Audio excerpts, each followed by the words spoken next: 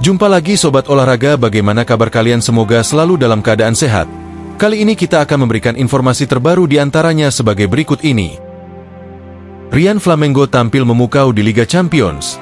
PSSI didesak percepat naturalisasi. Erick Thohir pertimbangkan hengkang dari AFF. Trauma cedera pemain dan fokus kompetisi kelas dunia.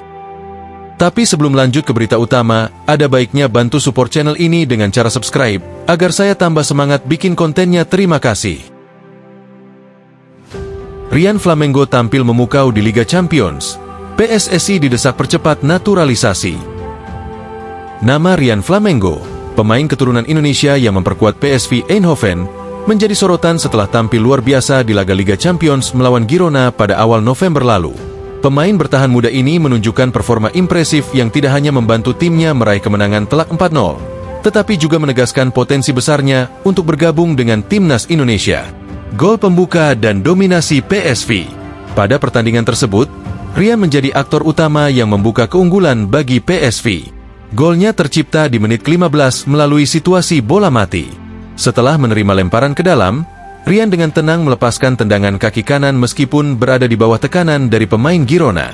Gol ini menjadi momentum penting yang membangkitkan semangat timnya. Setelah gol Rian, PSV semakin percaya diri dan menambah 3 gol lainnya yang dicetak oleh Malik Tillman, Johan Bakayoko, dan sebuah gol bunuh diri dari pemain Girona, Ladislav Krejci. Kemenangan telak ini memastikan PSV tetap berada di jalur positif dalam fase grup Liga Champions. Statistik luar biasa Rian Flamengo.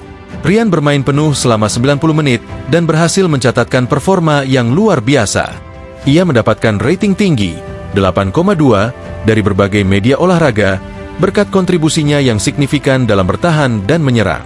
Dari sisi penguasaan bola, Rian melepaskan total 101 umpan sepanjang pertandingan dengan tingkat akurasi mencapai 95%. Statistik ini menunjukkan betapa efektifnya ia dalam mengatur permainan dari lini belakang.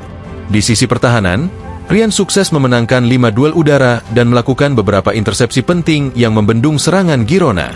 Performa konsisten di semua kompetisi. Sejak bergabung dengan PSV, Rian telah menunjukkan konsistensi yang luar biasa. Dalam 12 penampilannya di berbagai ajang seperti Eredivisie, Liga Champions, dan Johan Cruijffschaal, ia telah mencatatkan 1 assist serta beberapa penampilan solid yang membuatnya menjadi andalan di lini belakang. Di kompetisi Eropa, Rian bahkan sudah menghadapi klub-klub besar seperti Juventus dan Sporting CP, pengalaman yang membuktikan kemampuannya bermain di level tertinggi. Harapan untuk timnas Indonesia. Penampilan gemilang Rian Flamengo membuat para pencinta sepak bola Indonesia antusias menyambut peluang naturalisasinya. Kehadiran Rian di timnas Garuda diyakini akan memberikan dampak signifikan, terutama di sektor pertahanan yang selama ini menjadi sorotan.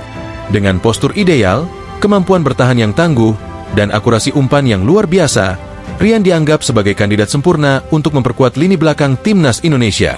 Ketua Umum PSSI, Erick Thohir, pun disebut-sebut sudah mulai memantau perkembangan Rian secara serius.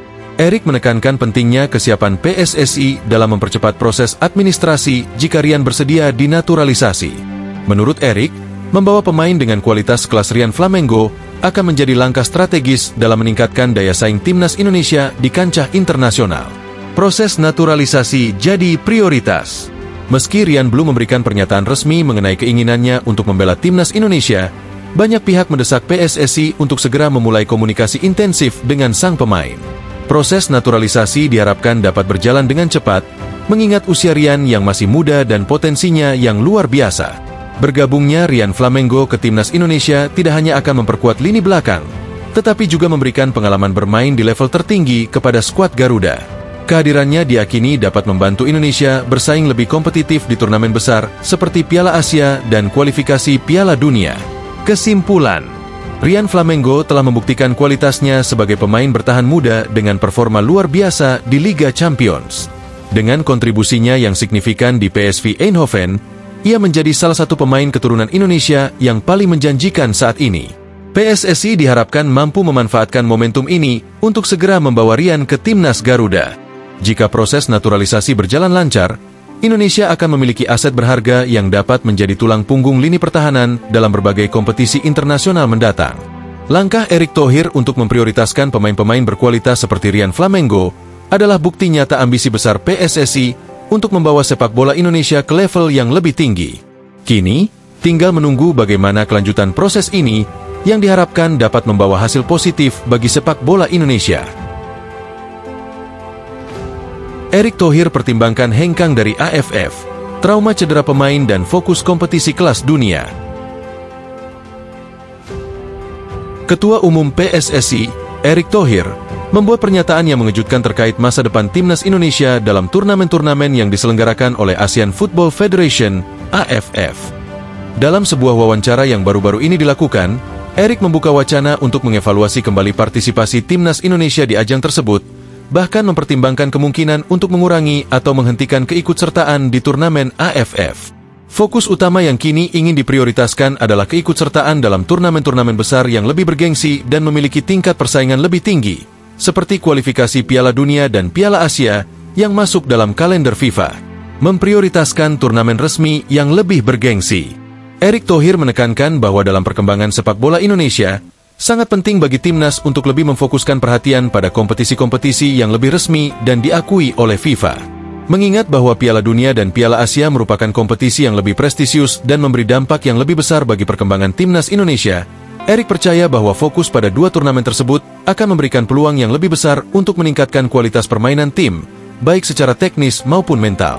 Keikutsertaan di AFF, yang merupakan ajang non-FIFA dan tidak masuk dalam kalender internasional resmi, seringkali menjadi hambatan.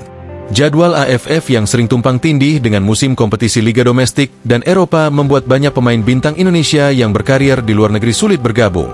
Hal ini membuat skuad timnas Indonesia tidak bisa tampil optimal dengan kekuatan penuh.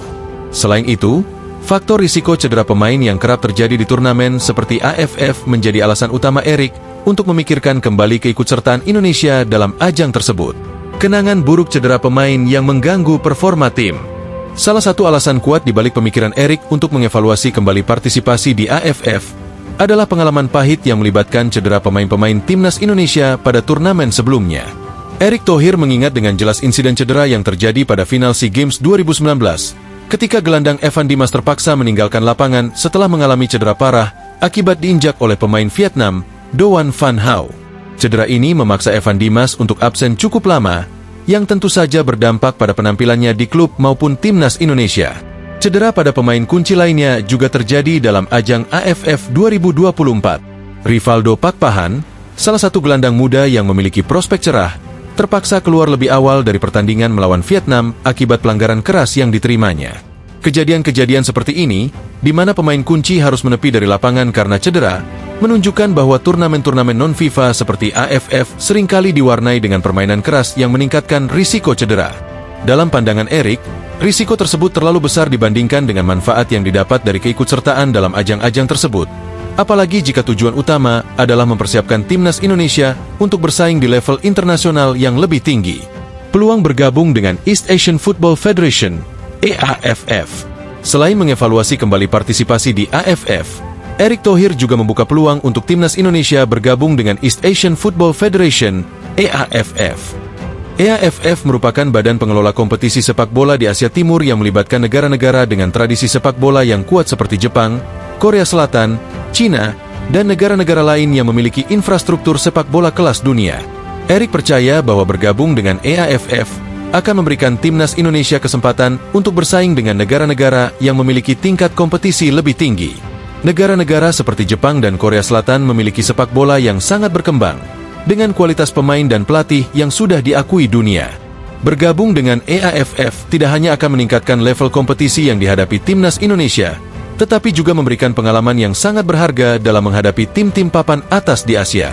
Menurut Erick, hal ini sangat penting untuk meningkatkan kualitas permainan timnas Indonesia, sekaligus mengukur sejauh mana kemajuan sepak bola Indonesia di kancah internasional. Selain itu, dengan bergabung dalam kompetisi di bawah naungan EAFF, Indonesia akan memiliki kesempatan untuk berhadapan langsung dengan tim-tim yang lebih kuat dan lebih berpengalaman, yang dapat memacu perkembangan pemain-pemain muda Indonesia. Dengan adanya lawan-lawan yang lebih tangguh, kualitas permainan timnas Indonesia juga akan berkembang, dan mentalitas para pemain akan lebih teruji. Sehingga, diharapkan timnas Indonesia dapat lebih siap bersaing di turnamen besar seperti Piala Dunia dan Piala Asia. Nah, demikianlah video kita kali ini, semoga bermanfaat buat kalian semua. Akhir kata saya izin pamit. Terima kasih.